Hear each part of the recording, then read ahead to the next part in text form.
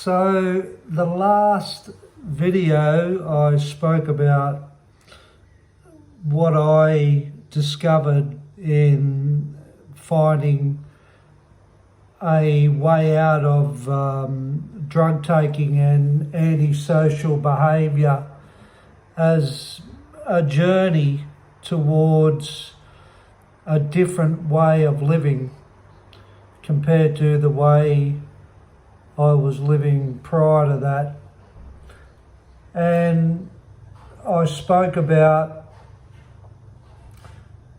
how I had that ha-ha moment, and that aha moment, which is the fork in the road moment, where I was tuned in, or I snapped out of the life I was living and realised that I was responsible for the way I was behaving and what I was doing, and as a consequence of that, I was living the life through that behaviour, and I become responsible to change that behaviour from there.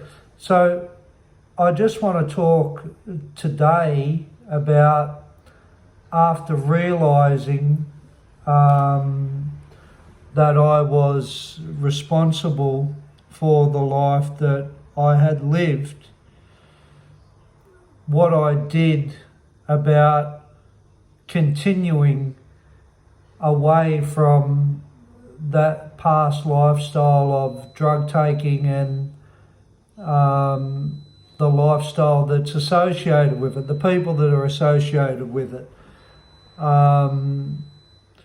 the attitudes that are associated with it, and the behaviours that are associated with it. When I realised that I was responsible for my drug taking, and I alone was the culprit for the consequences of my behaviour, I realised that I had to look in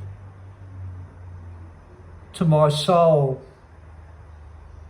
and not look out to find the answers that I needed to keep me maturing on this new life that I was embarking on away from drug taking.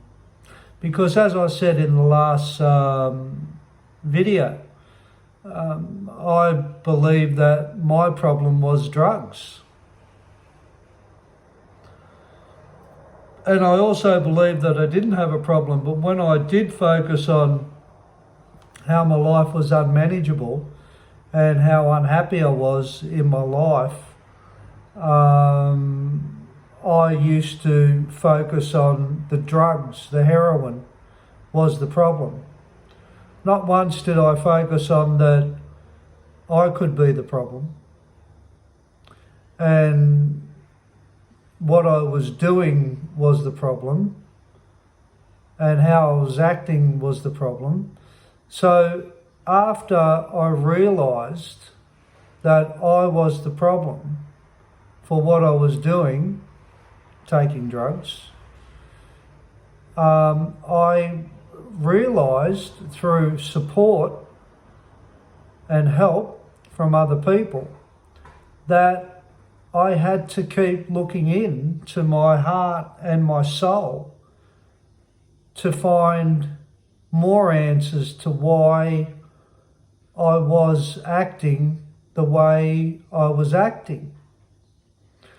And I discovered, and through my experience of evaluating myself and a lot of other drug takers and people that are stuck in drug taking, that a lot of my struggles stem from the way I was raised. Now, I don't want to get into a blame game about my parents and my environment, the way I was brought up. But the reality was it had an impact. And I didn't like to go there years ago because I would feel guilty. I was brought up to respect my parents, and there's a lot of love with a child and parent relationship, and it's an environment where, be that it might have its shortcomings, which a lot of them do, it was still my family. And your family is your family. But to separate those emotions of getting caught up in my family and how I feel towards my family from a loving point of view and a connection point of view, I started to take a step away from it and have a look at how my father was and have a look at how my mother was. And then I started to look at how that impacted me, how I felt. And I used to feel really cut off from my mother because she used to drink and was never there. She was always doing other things, and I could never get close to my mother. There was no affection. There was no touching. There was no intimacy. I don't think she knew how to give it in that way. Her motto was, there's a feed on the table and there's a roof over your head, Dean, and suck the rest up. So that, unfortunately, as a sibling, being brought up like that, for me, that left a hole in me. And I used to detest her sitting there drinking every day from a certain time till late into the evening. Dad used to go to bed early, but he used to start drinking earlier. And there was no conversation. There was no communication. There was a silent environment. She would sit there drinking. I would sit there and stare at a TV. There was no interaction with my mother. I didn't know what interaction was. I didn't know what sharing my feelings was with this person that I needed help and support from. Nobody spoke about feelings in my environment. Nobody spoke about how they felt. It was more so all blame, or it was a quiet environment. The way things got dealt in my family environment, that it was stonewalled. If there was a problem, it went quiet. If there had to be something sorted out, you were made to feel guilty, or I felt guilty, I should say, sorry. I felt bad because I was bad. I was naughty. But I was craving attention in an environment where it couldn't give me attention. And in my soul, I lacked that attention. And I seek that attention in other areas in my life. But I had to look within my soul and find that lacking of attention to relate it to my family and how it was in that environment. Because through my way of internal development, it was what happened after that I left the family that was apparent. I started to behave in the same way that my mother did. I shut off.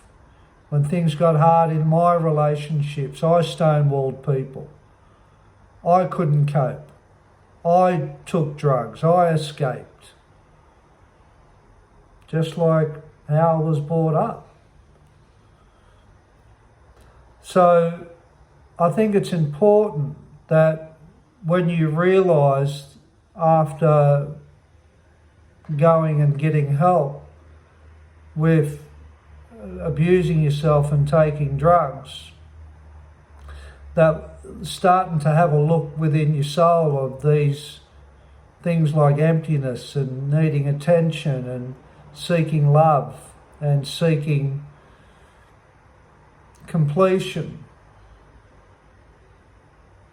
and diving into yourself again instead of blaming everybody else for how you've turned out without doing something about it. It's okay, I believe, to acknowledge how other people have affected you and talk about that. I think that's paramount after you realise that you're responsible for what you've done with your drug taking. But I think that's only productive if you seek to heal the wounds from that experience internally and take responsibility for your feelings, your hurt, your frustrations, your inadequacies, your low self-esteem, not liking yourself, not liking the way you feel, struggling with thoughts that come to you. And then I've got, a story with my father, with how angry he was. And that was really hard. That really shook my feelings. I was a very nervous child from living in an environment where we all walked on eggshells, and I discovered the pain I felt and the fear that I felt from my dad. And then I started looking at other things, like how scared I was as a child, what I had experienced through that environment as a child, going out with peers, seeking attention, seeking to fit in, seeking to find my way in life, in the big wide world, away from my family, and how I struggled because of the family environment didn't support in a healthy way, where emotionally I was comfortable, where I could talk about feelings and not be judged, where there was no stonewalling, where there's open dialogue, where there's love, where there's affection, where there's touching, where there's intimacy, where there's closeness. That might sound like an ideal family, but an ideal family can manifest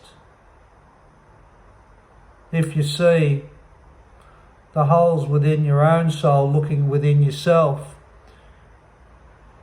and your motivation is to fix those things that you see within yourself that you're lacking.